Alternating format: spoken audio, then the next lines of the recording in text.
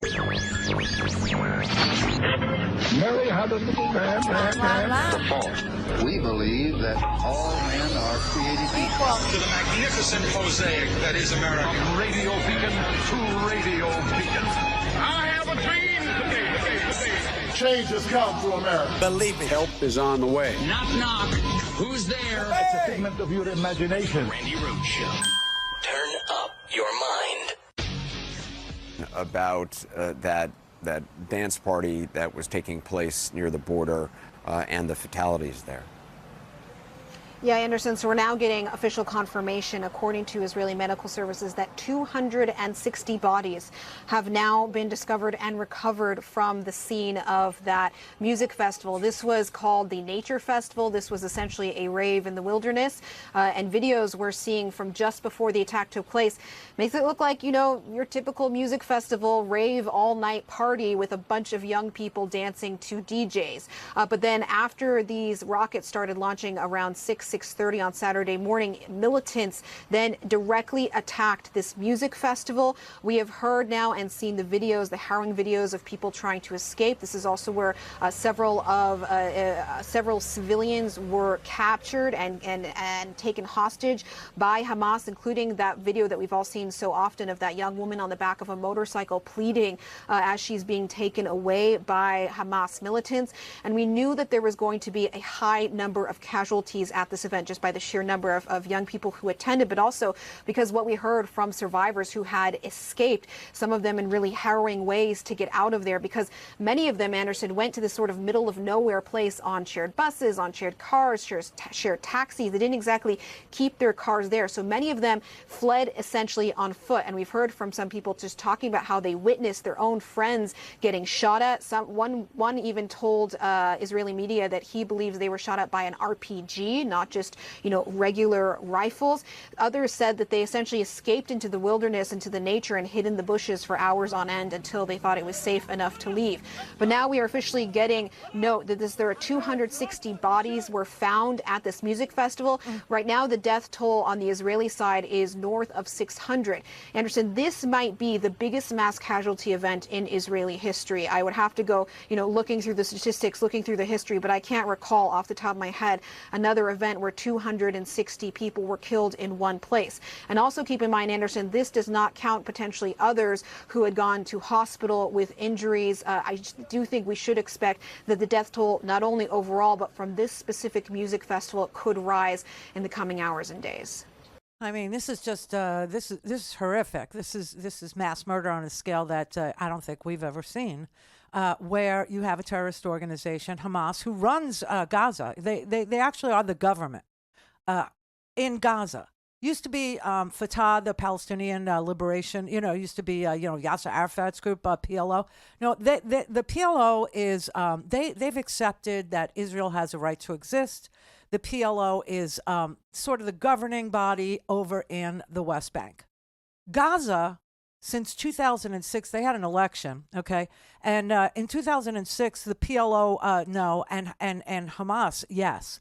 So Hamas is the government in the Gaza Strip, which is just, if you can't imagine, like, what it is or how packed the population is into a small space. If you've ever been to Manhattan, or you're from Manhattan, or you know Manhattan, or you've visited New York City, right?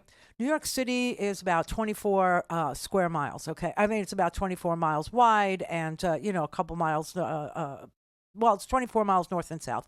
And then I think at the widest part of New York, it might be 3 miles, a little less than 3 miles across. Okay, so that's kind of Gaza. That's kind of the size of it. Now, while we always talk about, 8 million people live in New York City, only 1 million people live in Manhattan. 8 million people go in and out of Manhattan every single day because 8 million people work in Manhattan, but they don't live there, okay? So, and also, Manhattan, they have these monstrous high rises, like these 50-some stories. I mean, when we worked at Air America, we were on the 42nd floor, okay? Gaza has some tallish buildings, but nothing on the magnitude of New York. So what you have there is a population of 2.2 million people living in that strip, in that little strip. And the government is a terrorist organization. I mean, it's mind-blowing. So the members of the terrorist organization are about 20 to 25,000, okay? So you have 20 to 25,000 in a population of 2.2 million, just so you can get your mind squared away about, like, how bad is the terrorism? How bad, how many terrorists are there in there? Like I said, they're government officials, okay? Hamas runs the government, so you can, know how many people are members of Hamas. And it's about 20 to 25 out of 2.2 million. And of those 2.2 million, about half of them are children. So now you know who lives there.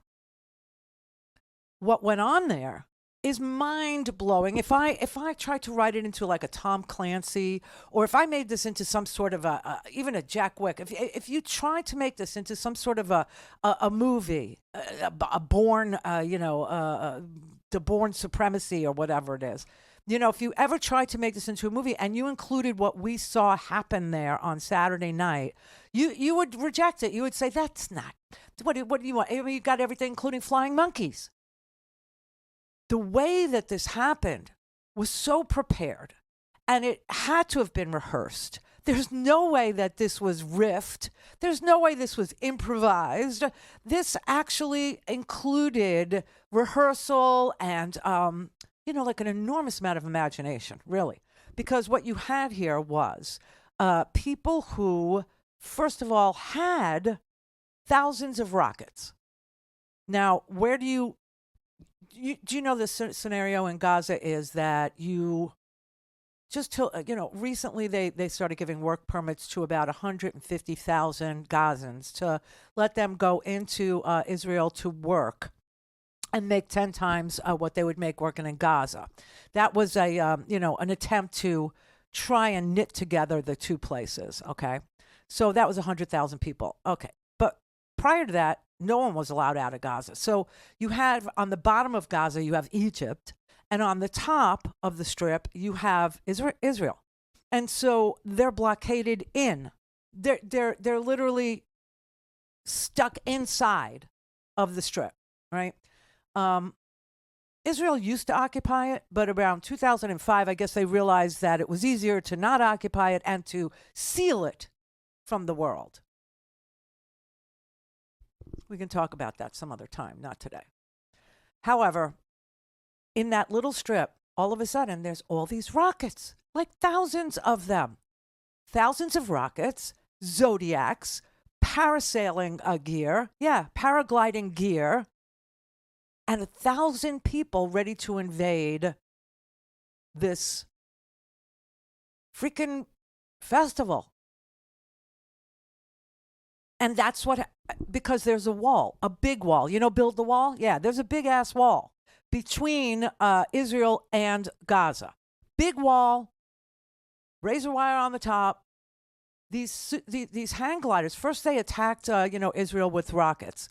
Now, they do have, Israel has this defense system called Iron Dome. Iron Dome is a missile interception system, and it's really good.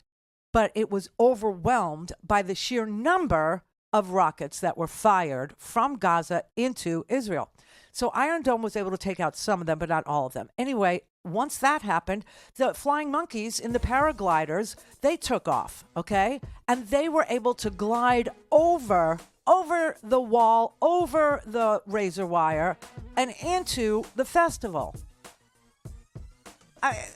You've never seen anything like this. And so once they were over the wire, they were able to secure an area so that they could then explode, set explosives off at the wall, blow holes in the wall, and then use bulldozers to bulldoze through the wall after the explosives broke the wall. And that's how they got into Israel.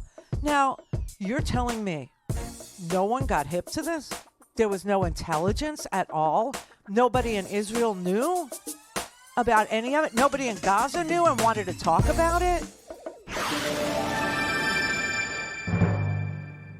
All things Randi at RandiRhodes.com. Go for launch. Speaking truth to power, The Randi Rhodes Show.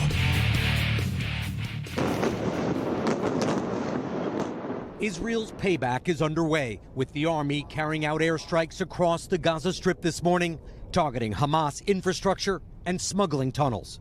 But Israeli reprisals are, for now, constrained because Hamas is holding dozens of Israeli hostages hidden deep inside Gaza. Israel didn't anticipate Hamas had this capacity, and Israel's intelligence network missed the signs that it was coming. Oh, that poor girl. At 6:30 Saturday morning, under the cover of a massive rocket barrage, hundreds of Hamas fighters blasted their way through the fences around Gaza and flew over Israeli defenses in paragliders. Once inside Israel, the militants, showing a high level of training and preparation, went on a killing spree. Israeli media say, in all, more than 700 Israelis are dead, including more than 100 soldiers and police. Many of the dead, nearly 300, were at an all-night dance party near Gaza. In an image that has captured the world's attention, one woman, Noa Argamani, is taken and begs for her life as her boyfriend is held, watching helplessly. In Tel Aviv this morning, Gaia Calderon is searching for her father, sister, little brother, cousin with special needs, and 80-year-old grandmother with dementia. Gaia was on the phone with her mother as Hamas fighters were inside their house near Gaza, pulling at the doors. Then the phone went dead. Gaia has no idea if her relatives are still alive, but did find a video of her 12-year-old brother Erez. Gunmen call him a settler as they march him off to be a hostage and bargaining chip in Gaza. I'm trying to be strong, but it's so hard. I'm just hoping they are alive because I can't deal with something like this.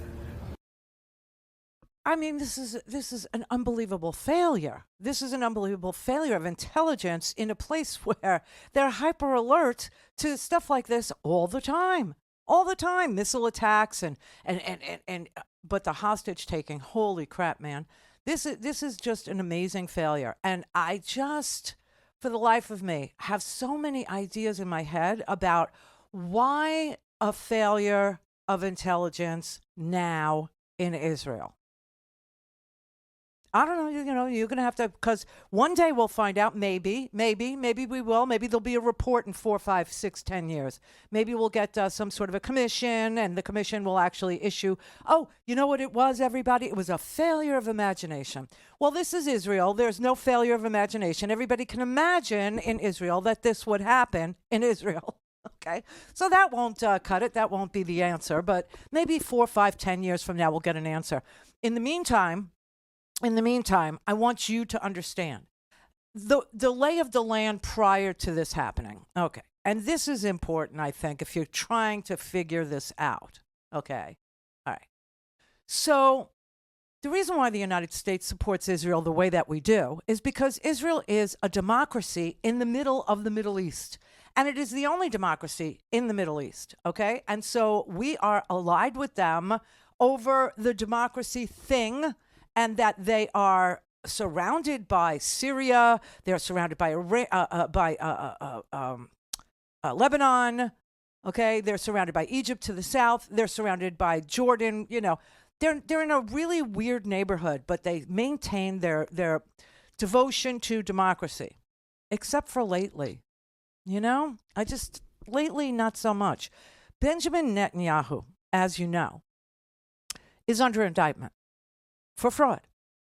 And Benjamin Netanyahu has decided that he doesn't want to be in court and answer for fraud, his wife too.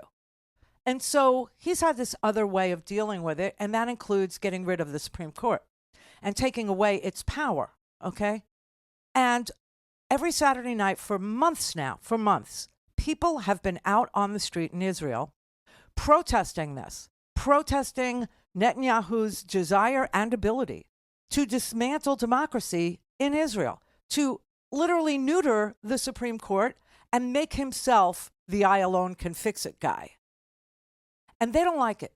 And they've been out on the street for months. And you know who's joined them?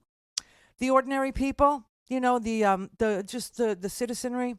They've been joined by the military. You know, the military there, everybody is pretty much conscripted there. They have a draft, mandatory. Men, women, everybody has to serve a year. Okay, and so the reservists decided that they would join the regular population, that they would show that they are not answering to Benjamin Netanyahu, okay?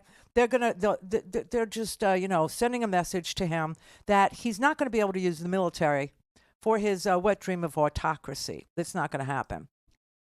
A good chunk of the intelligence apparatus, too, the security establishment, so they have two. They have a domestic one like we do, like we have an FBI. They have a Shin Bet, and then they have an international one like we have CIA. They have Mossad. And the establishment, which is secular, by the way, in Israel, and the military intelligence, apparatus there has said that they are bitterly opposed to the very fragile government headed by Benjamin Netanyahu. They're just they're not in the mood to help him. They don't believe that what he's doing serves their democratic principles, which is what they think they're trying to protect. Okay, and so I just find it's so interesting and horrible that on Benjamin Netanyahu's watch was the biggest intelligence failure, in quotes, ever to happen in Israel. Now, of course, the military says now that they will go and they will defend Israel, and they will show up and they will, go and defend Israel. There's no question that they're there and that they're operating, and people actually were looking, I know I was, to see whether or not he could actually call up the reservists and have them show up. Well, they're very clear that they're not showing up for him. They're showing up for Israel. They're showing up for their country. They're not showing up for a person. And the intelligence operators there, I don't know. I just don't know how every single body in Mossad or in Shin Bet could have been so sleepy and so unaware of the training that was going on in Gaza, when you know that these intelligence people that work in Israel, okay, they are great at infiltrating. If you think that there's no, I don't know, let's call them clandestine service that is living as a Palestinian in Gaza, but is really Israeli intelligence, if you think that's not happening and it hasn't happened and it doesn't happen, then I have no ability to talk to you. But you know that they do that, and you know that Israel has the most advanced intelligence apparatus of any democracy, probably in the world. But the military is secular, and they don't serve a man who's trying to, rip apart their democracy in favor of siding with a very small minority of very, very orthodox Jews. Don't have time to listen to the live show? Want to hear more on your schedule? Go to randyrhodes.com and buy a stinking podcast.